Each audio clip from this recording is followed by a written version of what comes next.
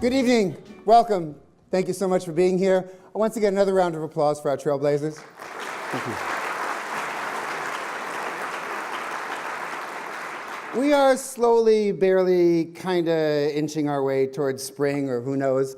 Maybe we're just going to skip right over it and go straight to summer, because after all, that's the time when all red-blooded gay men and women feel they're strongest, they're freshest, they're healthiest. When we peel off our clothes, we march in the streets, we run to the beach, provided we're not boycotting it.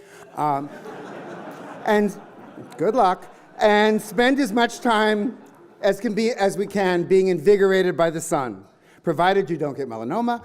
And that's also when we go to one movie after another built around someone with some combination of extraordinary powers, extraordinary resources, or extraordinary sex appeal. Why, this summer alone, you can catch Iron Man, Thor, Hulk, Captain America, Hawkeye, Black Widow, Mission Impossible's Ethan Hunt, Mad Max, Mr. Fantastic, The Thing, The Human Torch, The Invisible Woman, Sarah Connor, The Terminator, Ant-Man, and Channing Tatum, who doesn't really have superpowers, but yeah, well, he kind of does. Unfortunately, you will have to wait for Luke Skywalker and Han Solo until December. It's quite an array. So varied, so different, so unexpected, provided you didn't see the first 5 versions.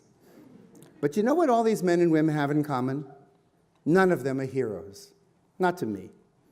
Because after 2 hours of them flinging, throwing, crashing, bashing, lifting, punching, rescuing, and high-fiving, nothing they do makes a damn bit of difference in my life. A real hero is someone who affects your existence for the better, even if you didn't ask him to. A real hero is someone who risks everything because he doesn't see another solution. A real hero rarely grows up wanting to be one. He just winds up being one because it's his destiny to seek out the truth. I'm not 100% sure, considering everything you go through in your HIV, but I'm pretty sure that I'm alive today because of Peter Staley. A lot of you in this room know that you are alive today because of Peter Staley. He might deny it, but then don't believe it. Not that he's a liar, but you know those political activists, they'll say anything to facilitate a moment. For those of you too young to recall the initial, seemingly never-ending, escalating, horrific birth of the AIDS epidemic, too young to know what it was like to live in a city that didn't give a shit whether you lived or died, too young to know that the world used to be full of people like Ted Cruz, except they were meaner, smarter, and more powerful, presidents, mayors. You may be alive today because of Peter Staley, too. In fact, for you young'uns, whom I adore, otherwise I wouldn't be here, who are so good at social media, Instagramming, Vining, tweeting, texting, everything that happened 3 minutes ago, yet so not curious about recalling anything that happened 5 minutes before you showed up? I don't know if I should make this so easy for you and tell you everything that this man has done to ensure that you can live a healthy life. A life where you have earned a place, a voice into the hearts of many. Instead, I will give you some clues about this Staley guy. So you can Google or Yahoo him, because that is really how you know that people matter.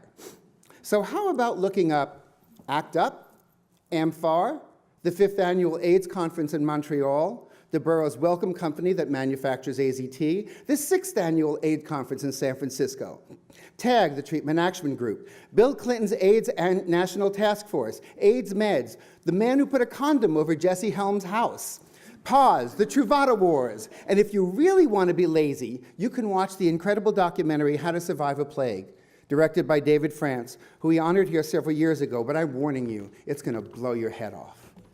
Because in the center of that AIDS storm, there was this one man we all know about, and I take nothing away from Larry Kramer, our lion in winter, for all he begat by roaring like a branded banshee. But watch the film, and you will notice there's this guy to the right, well, sometimes he's the left, but he's never in the back. Younger, cuter, I think smarter, more diplomatic, and probably a savvier game player. Watch how he helped make life happen for HIV-positive people like me. Watch how he made people aware that my life, his life, your life was worth living, was worth gaining what everyone deserves simply because you're alive. That was then, this is now. But the wonderful and amazing thing about heroes is that, oddly enough, just like Thor and Superman, those phony ones, they really don't change. They just keep doing good. I guess that's because that's all they know. And I guess that's why I am so in awe, inspired, and in seventh heaven to be presenting this award to one of my heroes and our Champion Award winner, Peter Staley. Thank you. Wow, Hal.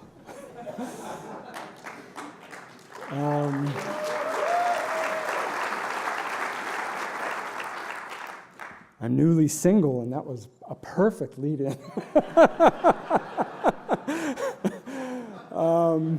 I'm touched and really humbled by the intro. Thanks to Leo and Live Out Loud's board, staff, and volunteers.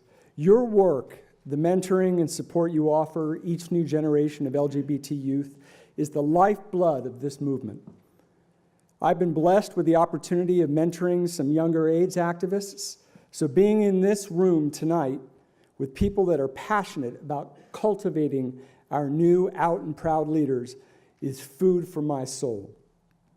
I'm going to keep this short because tonight is really about the next generation, as beautifully represented by tonight's scholarship winners, Zoe, Kai, Stephen, who you just heard from, Michael, and Caitlin. Hal and I are old enough to remember when kids didn't come out in high school, or junior high school, or earlier. It's not that we didn't know we were different from a very early age, but the feelings we felt were alien to everything we heard and everything we saw in the world. My earliest memories of thinking I might be different from seemingly everyone else was around 1970, 71, when Star Trek was just starting its first set of reruns in syndication, and little Trekkies and Trekkers were becoming hooked on its campy, idealistic future with its bright, slim-fitting clothing. I knew something was up when I became fixated on Spock, while Uhura, not so much. Remember Sulu's shirtless sword play? That's when I knew. I joke now, but years of repressed feelings lay ahead of trying to pass as something I wasn't. I didn't dare touch another man until my college years, and then only when I left the country entirely for my junior year abroad. My final year at Oberlin College was my first experience with coming out and being true to myself, only to close the closet door even tighter once I started working as a bond trader on Wall Street. What finally forced many in my generation out of the closet was AIDS. I arrived in New York City in 1983, before the virus had been discovered, and just as the disease was finally given a name, other than gay cancer, GRID, or God's punishment. By the time they discovered the virus, over half of the gay men in New York City and San Francisco were already infected. I was one of them. I found out in 1985, only a few months after the first HIV tests became available. Rock Hudson had just died from AIDS, and the country was in full panic mode. The comfortable closet I had carefully constructed would have been a terrible place to die. So over that Thanksgiving vacation, I told my family, one by one. I was one of the lucky ones who was embraced rather than shunned, loved rather than kicked out. And then I found a loving community, the gay men and lesbians of ACT UP. We had one primary mission: to force America to respond responsibly to AIDS, to force our country to value our lives, pay witness to our deaths, and respect our unimpeachable humanity during the crisis. This mission and its strategies were completely incompatible with living in the closet, staying in our ghettos, or worrying about making waves. It was the LGBT community's greatest moment when we realized how costly the closet had been, how settling for anything less than full equality was literally killing us.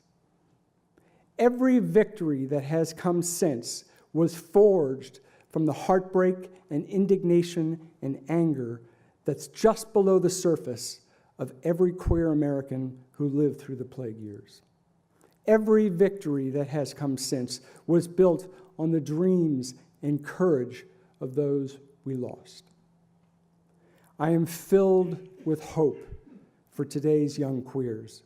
They share this indignation at being treated as less than equal. They demand to live in a world where differences are celebrated, not feared. Tomorrow morning, we will demand our full equality before our nation's highest court, and we will win another head-spinning victory towards this still distant goal.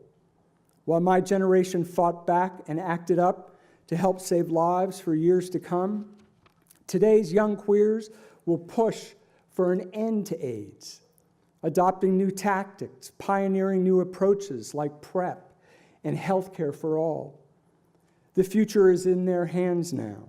Sure, it helps to learn from the past about our shared history, but it's not a playbook, and few of its tactics work the same way today. Let that history inspire you as you create your own playbook for change. Stay indignant. Keep coming out to your communities, not to build conformity, but to build diversity by celebrating what makes you different. I know you won't be satisfied with just marriage. Your generation is already much better than mine at looking beyond yourselves, seeing your own challenges reflected in others. Keep fighting for social justice. Keep fighting for the Black lives that are abused or snuffed out by our criminal justice system. Keep fighting for equal pay for women and for an end to the misogyny that still permeates our society, including in our own community. Keep fighting for a living wage for all and for the dignity of immigrants and to protect our planet from man's folly. In other words, become the Republican Party's worst nightmare.